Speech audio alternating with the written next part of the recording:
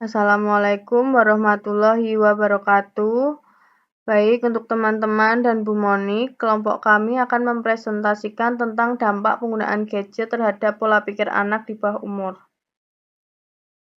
Untuk anggota kelompoknya ada saya sendiri, Salsabila, yang kedua ada Tanaya Putri, yang ketiga ada Elora, yang terakhir ada Aniko. Untuk latar belakang masalahnya, di era saat ini, gadget adalah bagian yang terpenting dalam kehidupan sehari-hari, termasuk pada anak usia dini dan anak sekolah dasar. Saat ini, gadget tidak hanya untuk belajar tetapi untuk bermain game ataupun mengakses sosial media. Gadget memang membawa banyak manfaat dalam pembelajaran dan dapat meningkatkan kreativitas, tetapi harus dilakukan pengawasan oleh orang tua karena dapat menurunkan pemikiran yang kritis dan susah bersosialisasi. Penggunaan gadget yang terlalu sering dapat berdampak pada pola pikir anak dan cenderung sulit berkonsentrasi. Penggunaan gadget harus diimbangi dengan kegiatan di luar agar anak mudah bersosialisasi dan hidupnya lebih seimbang. Untuk deskripsi terkait observasi, yang pertama itu ada subjek observasi, anak di bawah umur 17 tahun, lalu ada orang tua yang memberikan fasilitas gadget untuk anak. Yang kedua ada objek observasi, yang pertama itu ada perilaku anak di bawah umur yang diberi fasilitas gadget. Yang kedua ada pengaruh gadget pada perkembangan sosial dan emosional anak di bawah umur. Yang terakhir ada peranan orang tua terhadap batasan penggunaan gadget pada anak di bawah umur. Selanjutnya hasil observasi yang telah kami lakukan.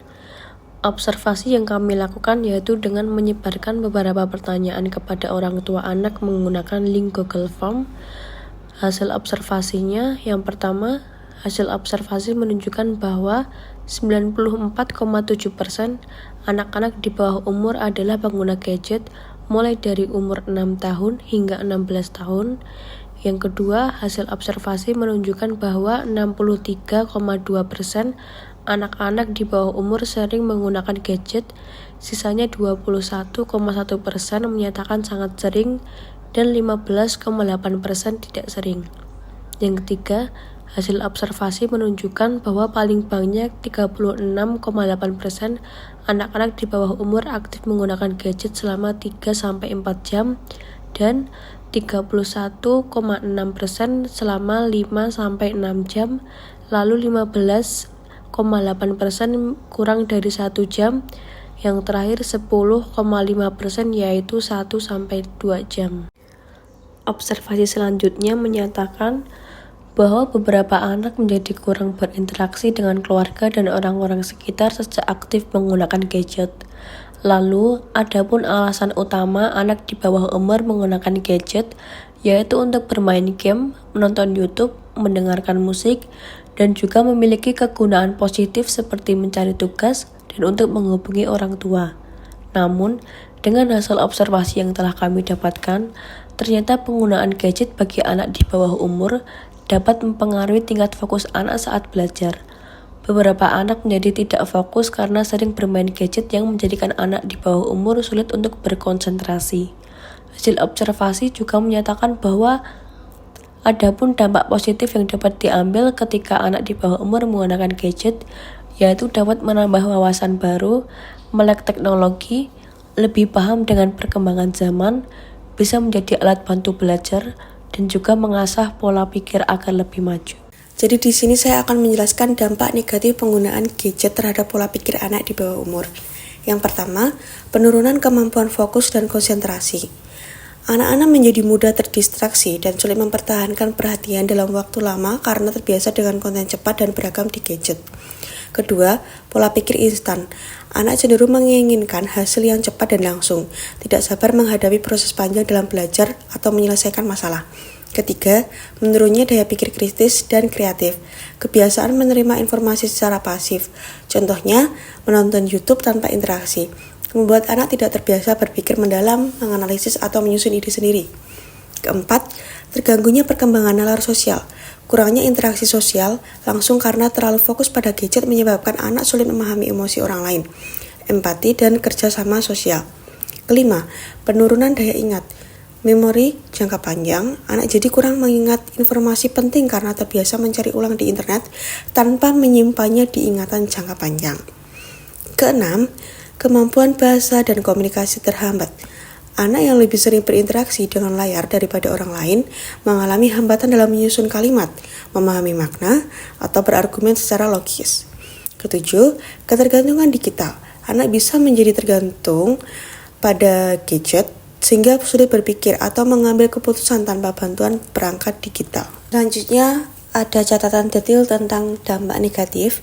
Yang pertama, penurunan kemampuan fokus dan konsentrasi. Nah, catatan detailnya adalah anak yang terlalu sering menggunakan gadget, terutama untuk menonton video berdurasi pendek atau bermain game cepat, terbiasa dengan stimulasi instan. Ini menyebabkan otak mereka sulit untuk bertahan dalam aktivitas yang memerlukan konsentrasi jangka panjang, seperti membaca, mengerjakan tugas, atau mendengarkan pelajaran. Gangguan ini dikenal sebagai digital attention deficit atau penurunan rentang perhatian akibat teknologi. Kedua, pola pikir instan. Nah, konten gadget sering memberikan kesenangan dan hasil secara langsung. Misalnya, skor langsung di game, video yang langsung lucu atau menarik. Anak yang terbiasa dengan kepuasan cepat menjadi tidak sabar dalam menjalani proses, seperti belajar yang butuh waktu, berpikir, atau mengerjakan sesuatu yang rumit. Ini bisa membuat mereka cepat menyerah, kurang tekun, dan kurang toleran terhadap kegagalan atau kesulitan. Ketiga, menurunnya daya pikir kritis dan kreatif. Anak yang lebih banyak menjadi penerima pasif konten dibandingkan sebagai pencipta ide. Misalnya, menonton video hiburan tanpa ditantang untuk berpikir, mengapa atau bagaimana. Aktivitas yang tidak merangsang otak secara aktif ini dapat menurunkan kemampuan berpikir kritis, analisis logis, dan pemecahan masalah. Kreativitas juga menurun karena jarangnya anak menggunakan imajinasi sendiri, sebab semuanya sudah disediakan oleh media digital. Keempat, terganggunya perkembangan nalar sosial. Penggunaan gadget secara berlebihan mengurangi waktu anak untuk berinteraksi dengan teman sebaya dan orang dewasa secara langsung. Akibatnya, mereka sulit membaca ekspresi wajah, memahami bahasa tubuh, atau merespon emosi orang lain. Ini dapat menyebabkan penurunan empati, keterampilan komunikasi sosial, dan kecerdasan emosional. Kelima, penurunan daya ingat. Anak yang terbiasa mencari informasi secara cepat melalui gadget, misalnya Google atau YouTube, tidak terbiasa mengolah dan menyimpan informasi dalam otak. Mereka cenderung hanya mengonsumsi informasi, bukan memahaminya atau mengingatnya. Ini menurunkan kemampuan retensi informasi dan dapat berdampak pada prestasi akademik dan pengambilan keputusan di masa depan. Keenam, kemampuan bahasa dan komunikasi terhambat. Interaksi verbal yang minim karena terlalu sering bermain gadget menghambat perkembangan kosakata, struktur kalimat, dan kemampuan berbicara logis. Anak bisa mengalami keterlambatan bicara, kesulitan menjelaskan pikiran, atau miskin kosakata karena kurangnya latihan dalam komunikasi langsung. Ketujuh, ketergantungan digital. Anak menjadi cemas, gelisah, atau marah saat tidak memegang gadget. Mereka merasa tidak bisa hidup tanpa gawai dan mengadakannya untuk hiburan, perhatian, bahkan kenyamanan emosional. Ketergantungan ini bisa menghambat perkembangan kemandirian berpikir dan mengganggu kesehatan mental anak secara keseluruhan. Untuk selanjutnya ada kritik kelompok terhadap dampak negatif yang sudah ada. Nomor 1. Penurunan fokus dan konsentrasi memang bisa terjadi, tapi penyebab utamanya biasanya karena tidak ada pengawasan. Kalau digunakan dengan tepat, gadget justru bisa bantu anak belajar fokus lewat game edukatif atau video interaktif. 2. Pola pikir instan.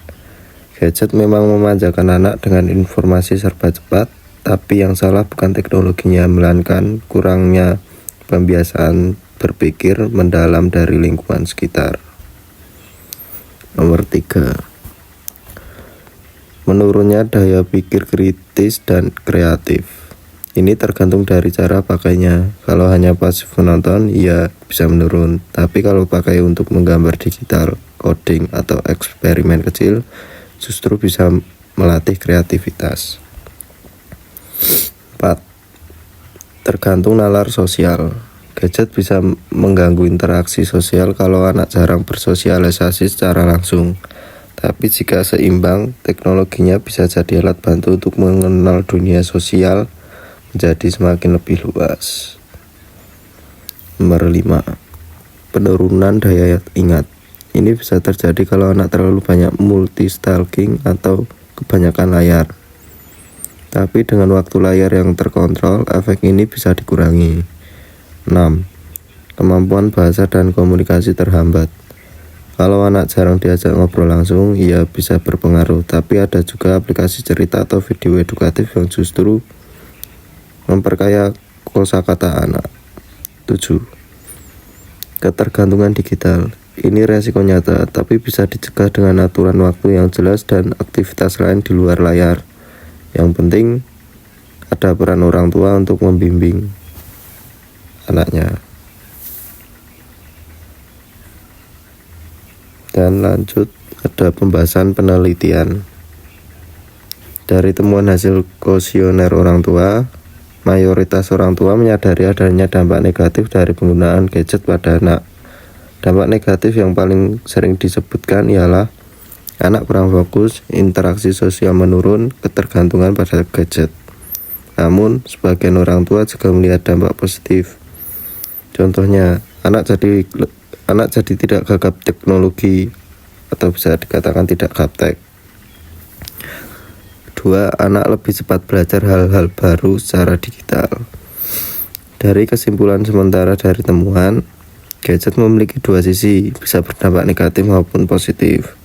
Kedua, semua bergantung pada cara orang tua memberikan pendampingan. 3. Aturan dan pengawasan menjadi faktor kunci. Dan 4. Gadget bisa jadi alat bantu belajar jika digunakan dengan baik. Dan sekian dari kelompok kami. Bila ada yang kurang atau salah kata, kami mohon maaf. Assalamualaikum warahmatullahi wabarakatuh. Terima kasih.